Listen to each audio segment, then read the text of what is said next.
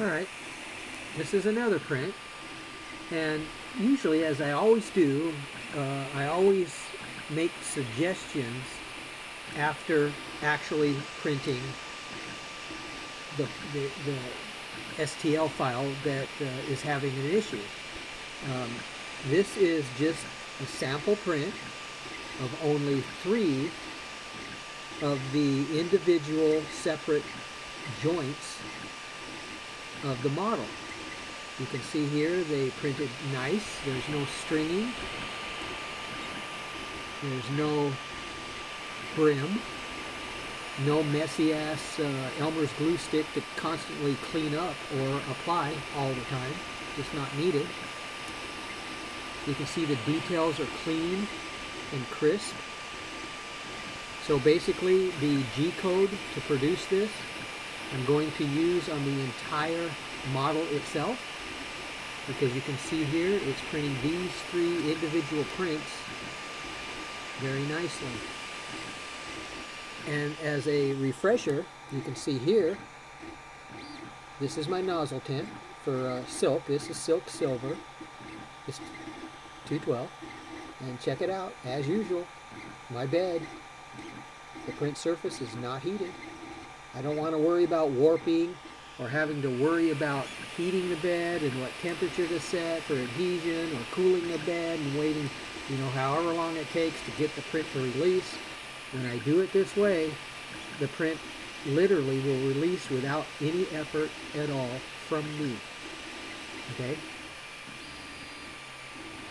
But it's getting close to finishing. It's about, let's see, remaining is about 6 minutes left. So we're going to go on a quick tour of this printer. This is as all my printers are. You can see here for yourself. No direct drive, nothing. No electronic gizmo. Just not needed, not required. It's literally useless if you print on a flat surface from corner to corner, side to side, front to back. Since there is no highs and lows to compensate for with the electronic gadget, then it becomes useless. So simply put the Z-axis stop switch back in place if you've removed it, because that's how it's used to zero the gantry. So when the gantry comes down, it hits that switch, resets it to 0. When the X-axis moves far to the left here, it hits that switch and resets it to 0. And then the switch on the back right there, on the back where the table hits the switch, stop switch, that resets it to 0. You don't need to set anything in the firmware, software, gizmo gadgetware, whatever they call it. You just don't need to. Keep it simple as the printer was designed. When you start adding stuff or changing stuff, you simply complicate the issue. Right there is the plastic extruder.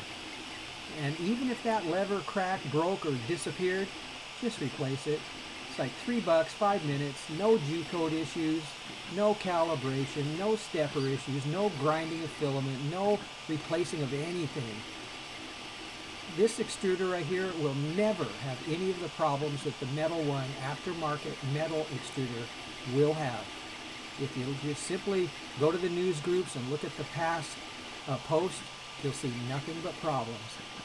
All right? So do yourself a favor, keep the body, and replace the arm if you have to. Buy a second one. They're for sale for like $3. Take like 5 minutes, remove that screw, and you can start printing right away. For years. And if you don't believe me, try it for yourself. That's all you got to do. Don't take my word for it. Try it for yourself. What can it hurt? Okay, this is the white Bowden tube.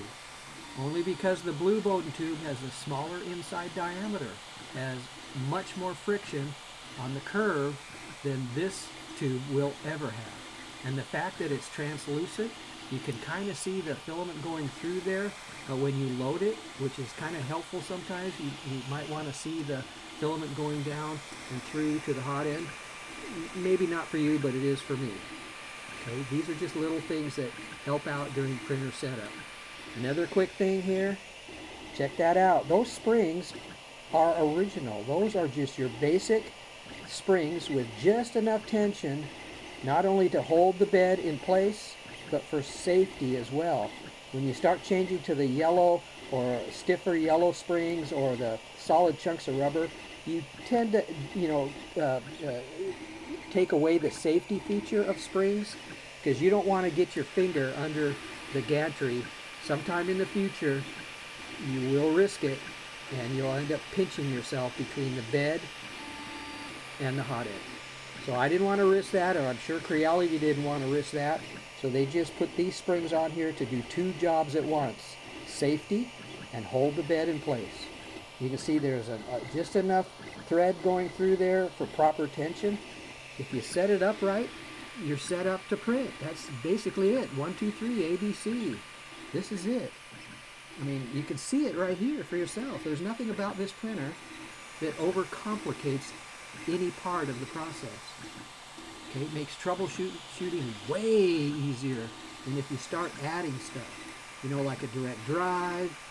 It's just not needed if you're printing PLA. All right, you don't need the electronic gizmo if you have a flat surface all the way across.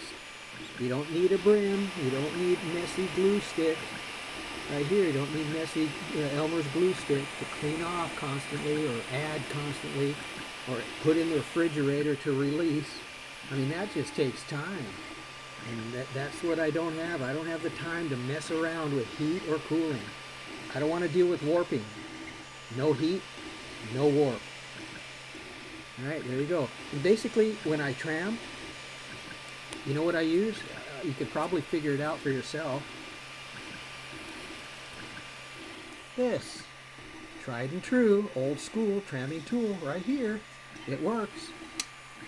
If you need to replace it, just cut 3 or 4 more strips from a single piece of paper. You don't need a feeler gauge. This is called the paper feeler gauge. Okay? PFG, paper feeler gauge. That's why they call it that.